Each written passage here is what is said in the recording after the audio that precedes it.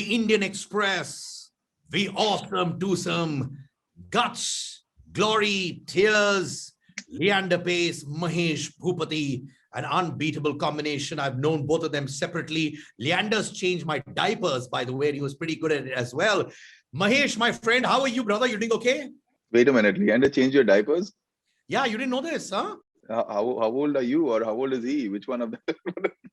So with my hair dye, I look like 25 years old. Yes. But Leander's like 7 years older than me. So he and my brother Rishi K were in school together from nursery. And I was obviously born much later. So he's kind of really changed my diapers. Good God. You know, Mahesh, I'm so happy chatting with you. I have been a big tennis fan all my life. Okay. And when I talk about Lee Hesh, nostalgia, memories come to me. If I told you to do a flashback, okay, what comes to mind about both of you? So many different things. It's hard to pinpoint one, right? From the first time we got on court together at the Jakarta Challenger, our first ATP Tour title in Chennai, our first Grand Slam match ever. I still remember 1997 Australian Open.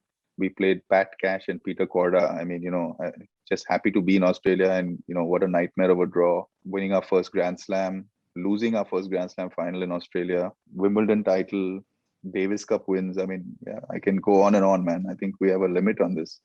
I know we need to do 4 interviews just talking about your achievements and your journey. Mahesh, like I told you, my father's 78 years old. He plays tennis every day and copybook strokes, mind you. So we're big tennis buffs. When you were thinking of this biography coming out, were you a little hesitant thinking that, oh my God, it opens a can of worms.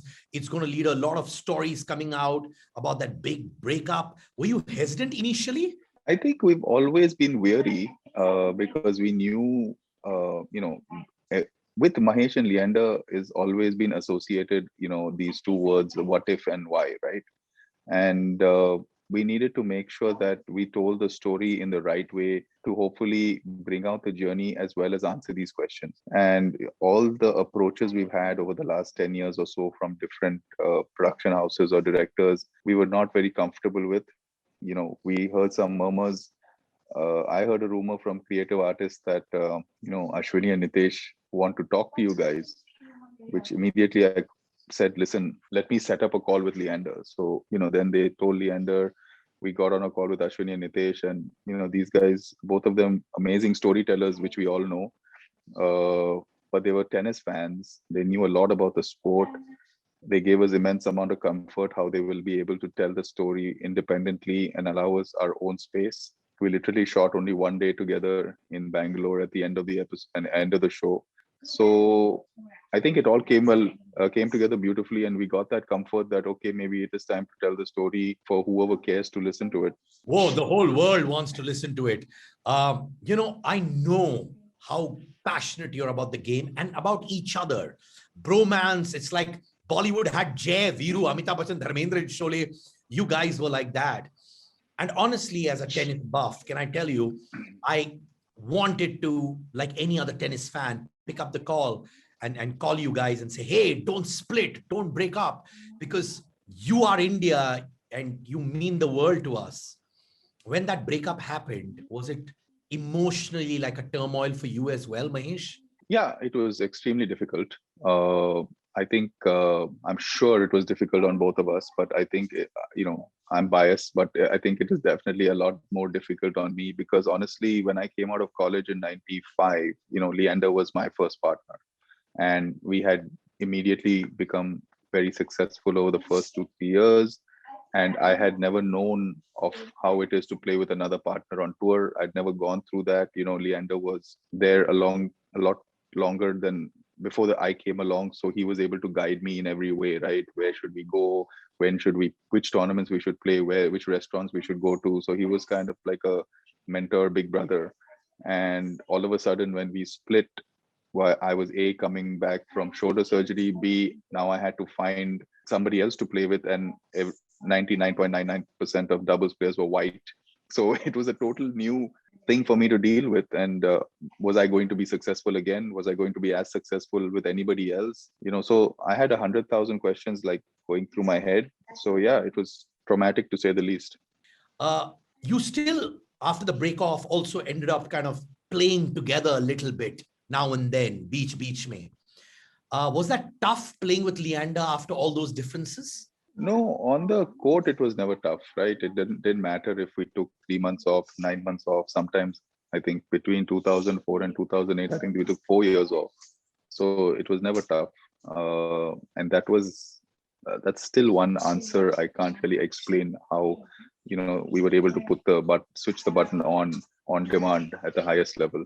Off the court, shit happens. People get divorced. The downside for both of us is it was an emotional connect for the country, right? We took a sport that was never reached that kind of level, and we won Wimbledon. We became number one in the world, and all of a sudden in '99, the country was going through some emotion as well, because the two things that were happening that year was Kargil and Leander and Mahesh winning, right, in June, July. So yeah, that's. But other than that, I think we still look back today. I've relived this journey in the last 18 months, making this, and I am even more proud today than I was 10 years ago, what we were able to achieve together. It still gives me goosebumps when I see that footage. Oh, and when I saw the trailer of Breakpoint as well, I got goosebumps also. Were you and Leander ever at a point where you tried to meet and hug each other and embrace each other, saying, brothers on court for sure, brothers off court, and let's try and make it happen? Because sometimes if the friendship is not great, it becomes tough on the court as well. Did you try and meet up and get forces to bring you guys together as brothers again? Yeah, we tried multiple times, which, you'll see when you see the show. We tried in 2011, before the 2012 Olympics in London. We thought, that was a great idea. We came back immediately. We won in Chennai. We went to Australia. We made the final. We lost to the Bryans. So all of a sudden, within 3 weeks, we were the number 2 team in the world, after having not played on tour for 10 years. So yeah, we kept trying, but some things it is what it is. Yeah. I have to tell you that a lot of rumors came out that they broke up because of this, they broke up because of that, they broke up because of this. And it was all over. Like I told you, you're watching the Chennai Open, you're in the stands, you're watching, you're clapping. And then suddenly everyone's saying, why did they break off? A lot of theories came to what the reason behind your breakoff may have been. Did you guys at any point of time say, let's clarify these? Because you all didn't clarify it to the public at any point of time till this documentary, which is going to be coming up, right? Did it kind of keep you suppressed inside as to why you're not clarifying it to everyone? Yeah, I think everyone had their opinion. And honestly, half the stories that we were hearing was so absurd that I don't think it kind of warranted a clarification. So hopefully, like I said, there's always been that what if and why. So hopefully, Breakpoint will clarify all of it, if not most of it. So are you and Leander now in touch in due course? Do you reminisce good times together? Do you still give those chest bumps to each other? Yeah, we just did the last shot of the show was a chest bump, right? By the way, three weeks ago in Bangalore, we shot. Yeah, so we've obviously interacted extensively over the last 18 months. People don't know this, but our kids go to the same school, they go to the same tennis academy. So we run into a lot more often than people think we do. And we're always we obviously chat with each other when we do. So it's not an India-Pakistan story, some people think. But I love that. So your kids play tennis together. So are your kids good friends as well? Do they play doubles with each other or not? Not yet. There's a 6-year age gap. So Ayana is much obviously more advanced than Saira is, but they play at the same academy at Arjumpana. This chest bump, did it happen spontaneously? And when you would do the chest bump, would you go to the locker room and say, oh my God, my chest is hurting because you guys were so strong with it? It was definitely spontaneous first couple of times. Obviously, it worked. It elevated our tennis to a new level on the court, got a lot of energy in us and even in the crowd. The only person who was sore after the chest bump was Leander, man, because I'm much stronger than him.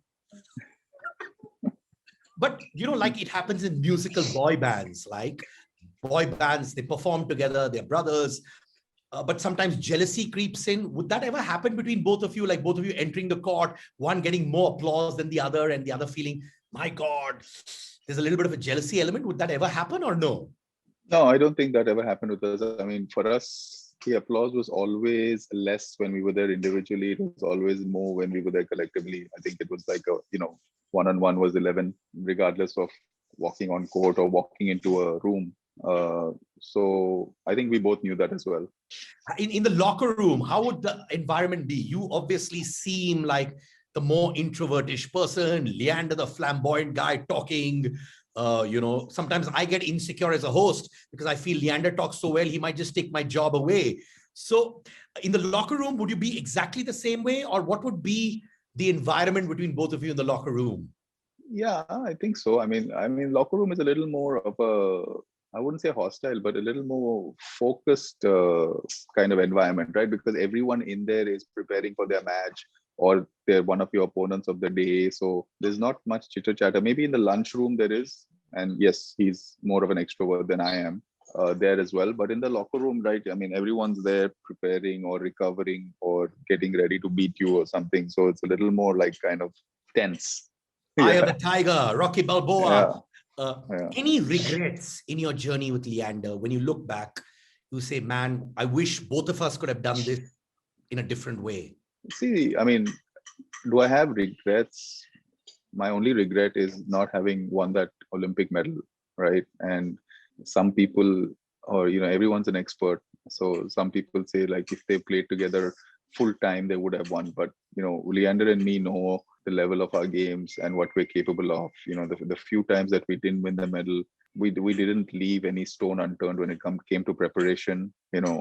Sure, we could have. We froze in the semifinals against Schuttler keeper, but that's on us, right?